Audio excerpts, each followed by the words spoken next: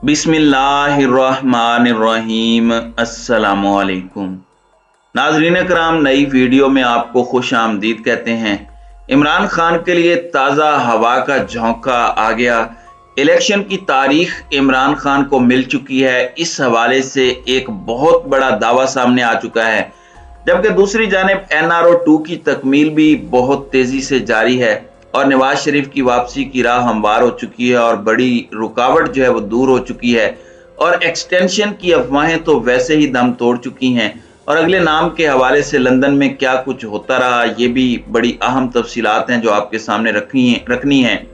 नाज़रीन कराम, एक जानिब तो इस वक्त मुल्क में तमाम तर निगाहें अहम तरीन तैनाती पर हैं, तो वहीं दूसरी जानिब इमरान खान का मुतालबा अभी भी इलेक्शन है और इस मुतालबे के हवाले से भी कुछ बड़ी डेवलपमेंट्स हैं। आर्मी चीफ की अलविदाई मुलाकातें शुरू हो चुकी हैं, फुल मीटिंग जो है वो शुरू हो चुकी हैं, एक्सटेंशन की अफवाहें जो हैं वो दम तोड़ रही हैं और इससे पहले भी आपको पता है कि आर्मी चीफ ने कुछ दौरे भी किए हैं। जाहिर बात है आर्मी चीफ के ऊपर मुशावरत भी शुरू हो चुकी है और मैं आपको ये बता दूं कि हमारे वजीर आजम अपने बड़े भाई नवाज शरीफ से मुलाकातें तो कर रहे हैं और मुलाकातों में मरियम नवाज, ख्वाजा आसिफ, मलिक अहमद खान, सलमान शहबाज और हुसैन नवाज शामिल हैं। और एक मुलाकात है अभी रिसेंटली उसकी तफसीलात मेरे पास आई हैं। ये मुलाकात तकरीबन 3.5 घंटे जारी रही। 2 दिन में नवाज शरीफ से ये दूसरी मुलाकात ऑफिशियली हुई है। ये दो भाइयों के दरमियान मुलाकात है और इस सब के अंदर बहुत से मामलात पर गौर किया गया। नाज़रीन कराम, आप देखें कि सलमान शहबाज इश्तिहारी हैं, नवाज शरीफ इश्तिहारी हैं, मरियम नवाज सजा याफ्ता थी जो अब सुरखरू हुई हैं, फिर हुसैन नवाज एक ऐसा शख्स जो कहता था कि मुझ पर पाकिस्तान का कानून ही लागू नहीं होता, मैं तो पाकिस्तान का शहरी ही नहीं हूं, अपने मुंह से वो ये बात कहता था। तो ये सब लोग इस मीटिंग में मौजूद हैं और इस वक्त पाकिस्तान की तकदीर का ये फैसला कर रहे हैं और इसकी कंफर्मेशन कौन कर रहा है।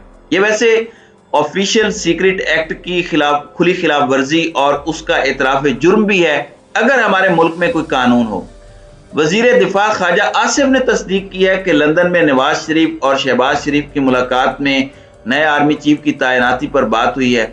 वजीर दिफा ख्वाजा आसिफ ने यह बात कंफर्म की और बताया कि शहबाज शरीफ लंदन आए ही इसलिए थे कि आर्मी चीफ की तैनाती पर नवाज शरीफ से रहनुमाई ले सकें। यानी जो शहबाज शरीफ कह रहे थे कि मैं बस ऐसे ही आया हूं, तो उनके कॉन्सेप्ट क्लियर कर दिए गए हैं और उनको भी झूठा साबित कर दिया उनके अपने वजीर दाखिला ने और कहा कि मुलाकात में मुल्क में बदअमनी और दीगर मसाइल पर भी तबादला ख्याल हुआ। मैं और शहबाज शरीफ नवाज शरीफ से आर्मी चीफ की तैनाती पर रहनुमाई लेने आए हैं। आज के इजलास में तैनाती पर हतमी फैसला नहीं हो सका, यानी कि आर्मी चीफ पर हतमी जो अल्टीमेट फैसला है वो हम नहीं कर सके। ये कल के इंटरव्यू में उन्होंने कहा। ख्वाजा आसिफ ने कहा कि इमरान खान को गोलियां नहीं लगी, गोलियों के जर्रात लगे हैं। मामले को मुतनाज़े इन्होंने खुद बनाया हुआ है। इमरान खान की सारी कहानियां जाली साबित हो रही हैं। उसने सारी जिंदगी अपने मौसनों को याद नहीं रखा। पंजाब में रियासती मशीनरी नाकाम हुई तो वहां उनकी हुकूमत थी। अच्छा, ये सारी इस तरह की बातें कर रहे हैं तो ये इमरान खान का कसूर है। इमरान खान को सजा दी जाए। इस वक्त 2 आदमियों को सजा मिलनी चाहिए। एक इमरान खान को सजा मिलनी चाहिए कि उन्हें टांग दें चौक पर के उसे गोली के टुकड़े क्यों लगे, उसे गोलियां क्यों नहीं लगी सीधी सीधी। और दूसरा, आप क्या करें, आप एक काम करें ख्वाजा साहब, सजा दें इब्तिसाम को भी कि उसने इस हमलावर का हाथ क्यों रोका और इस पर अगर और कोई शिक नहीं लगती तो कार्य सरकार में मुदाखलत लगा दें। फिर यही बात जाता है। यानी खुदा का खौफ करें, किसी पर अटैक हुआ है, कुछ चीजों पर थोड़ी शर्म से काम ले लिया करें, कुछ चीजों पे कंसेंसस हमारी सियासत में बिल्ड करें। कल को अल्लाह माफ करे आप पर भी हमला हो सकता है। आप एहसन इकबाल की बात को देखें कि लोग इमरान खान का मजाक उड़ा रहे हैं। आप इमरान खान का ट्वीट तो निकालें। जब एहसन इकबाल पर हमला हुआ, खान साहब ने कोई इफेंट बट नहीं किया, एहसन इकबाल पर हमले की मजम्मत की। अब इस मामले में वजीर दिफा ने मजीद बातें भी की। कहते हैं कि नवाज शरीफ से डिस्कस हुआ, वो जल्द वापस आएंगे। हम चाहते हैं कि नवाज शरीफ उस वक्त आए जब हालात की सिमत मुतय्यन हो चुकी हो, मुल्क में मार्शल लॉ का इम्कान नहीं है, माजी से सारी कौम ने सीखा है, जिसमें इदारा भी शामिल है। 5-10 दिन में हालात बहुत वाजे यानी कि बहुत ज्यादा क्लियर हो जाएंगे। फिर उन्होंने वो बातें भी की कि इमरान खान तो वली अहद के दौरे को सबोताज करना चाहते हैं। चलें, ये एक सेपरेट चीज है। अब फवाद चौधरी ने बड़ी अहम बात की और ये बात मैं आपके सामने रख चुका हूं कि वो एस्टेब्लिशमेंट से मत्था लगाने की कोशिश कर रहे हैं। और फवाद चौधरी ने यह इल्जाम लगाया है कि नवाज शरीफ बाकायदा मंसूबे के तहत ऐसी सिचुएशन क्रिएट करवाना चाहते हैं जिससे मुल्क में मार्शल लॉ लग जाए। फवाद चौधरी का मजीद कहना था कि यह नहीं हो सकता कि नवाज शरीफ नहीं मान रहे तो हम इलेक्शन नहीं करवा सकते, मुल्क में इस्तेकाम के लिए इलेक्शन करवाने पड़ेंगे, मुल्क इस तरह नहीं चलेगा। उन्होंने यह भी कहा कि सानिया वजीराबाद की फ्रांसिक रिपोर्ट पर मुशीर दाखिला पंजाब ने ब्रीफ किया। हमलावर 2 या 3 थे, एक ने 90 डिग्री से फायर किए, एक हमलावर ने सामने से फायर किए। यह भी बताया गया कि हो सकता है कि एक ने छत से भी फायर किए हों। स्पेशल ब्रांच की जो रिपोर्ट है, जिस पर मैं वीलॉग भी कर चुका हूं, फवाद चौधरी ने वो भी कंफर्म कर दिया कि इमरान खान पर दोबारा हमला हो सकता है, इसलिए जमान पार्क की सिक्योरिटी भी बढ़ा दी गई है। दूसरी जानिब लंदन में मौजूद पाकिस्तान मुस्लिम लीग नून के ताहयात कायद ताहयात नाअहल नवाज शरीफ पाकिस्तान की अदालतों से मफरूर भागे हुए। ये टेक्निकल और कानून के मुताबिक, सुप्रीम कोर्ट के मुताबिक ये ताहयात नाअहल की टर्म्स हैं। मैं अपनी तरफ से कोई इन्हें अलकाबात से नवाज नहीं रहा। इन्हें ना सिर्फ पासपोर्ट जारी किया गया है बल्कि सफारती पासपोर्ट जारी किया गया है। नवाज शरीफ के जो खानदानी जराए हैं वो इस वक्त इस बात की तस्दीक कर रहे हैं कि नवाज शरीफ को डिप्लोमेटिक पासपोर्ट मिल गया है और उनके पास कई दिन से ये पासपोर्ट मौजूद है। और ये जो पासपोर्ट नवाज शरीफ के पास मौजूद है ये बड़ा इंपॉर्टेंट है। जबकि दूसरी जानिब अगर देखा जाए तो 2 बड़ी अहम डेवलपमेंट्स हैं। एक तो मैं आपके सामने आरिफ हमीद भट्टी का इंकशाफ रखता हूं कि इमरान खान को एक मैसेज दिया गया है कि मार्च में इलेक्शन हो जाएंगे।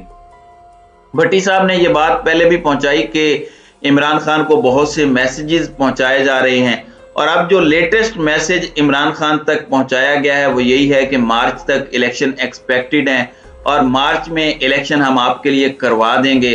अब कुछ चीजें आप समझें, अब आप कुछ डॉट्स कनेक्ट करें तो इमरान खान ने एक बहुत बड़ी अनाउंसमेंट की है। इमरान खान ने अपने कारकुनों को हिदायत की है कि वो सड़कों पर हायल तमाम रुकावटें खत्म कर दें। समाजी राब्ते की वेबसाइट ट्विटर पर जारी बयान में इमरान खान ने लिखा कि जैसा कि अब हकीकी आज़ादी के लिए लॉन्ग मार्च का आगाज हो चुका है, मैं अपने तमाम वर्कर्स को हिदायत देता हूं कि वो मुल्क भर में सड़कों की बंदिश को फौरी तौर पर ख़त्म कर दें।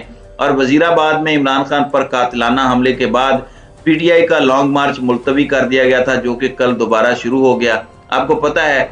और इस सब के अंदर रोड्स ब्लॉक थे, पूरा मुल्क जैम था। इस्लामाबाद के entry exit points Pakistan Tehreek Insaf की जानिब से बंद किए गए थे, तो उसे भी एक ताज़ा हवा के झोंके के तौर पर देखा जा रहा है। इस डेवलपमेंट को भी इस तरह देखा जा रहा है कि इमरान खान भी सही सिमत में ला रहे हैं, अपना मोमेंटम तो वो बरकरार रख रहे हैं, लेकिन इस तरह जो मुल्क का पहिया जैम है, वो जो कैपिटल को रोकना चाहते थे उस पर वो अपना मोमेंटम कम क्यों कर रहे हैं, इसको देखकर भी अंदाजा हो जाता है। एक चीज खान साहब ज़हन में रखें कि ट्रैप नहीं होना। वैसे लॉन्ग मार्च तो चल रहा है, पिंडी में खान साहब आएंगे और अपने तमाम तर मामलात करेंगे, तो अब इस पूरे के पूरे सिनेरियो में ये चीजें वाजे होती जा रही हैं। और आरिफ हमीद भट्टी साहब ने अब ये बहुत बड़ा क्लेम भी किया है, ये बहुत बड़ा दावा भी है भट्टी साहब की तरफ से। और भट्टी साहब एक बड़े वेल इन्फॉर्म्ड आदमी हैं और चूंकि उनके पास हाई प्लेस्ड रिसोर्सेज हैं तो उनके इंकशाफात को लाइटली नहीं लिया जा सकता।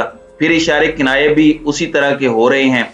और नवाज शरीफ के हवाले से ये कहा जा रहा है, उनके अपने सहाफियों की टोन को भी देखा जाए तो पता चलता है कि वो अब एस्टेब्लिशमेंट से मत्था लगाने जा रहे हैं। तो नाज़रीन कराम, आपकी इस वीडियो के हवाले से क्या राय है? अब अपनी राय का इजहार कमेंट सेक्शन में जरूर कीजिएगा।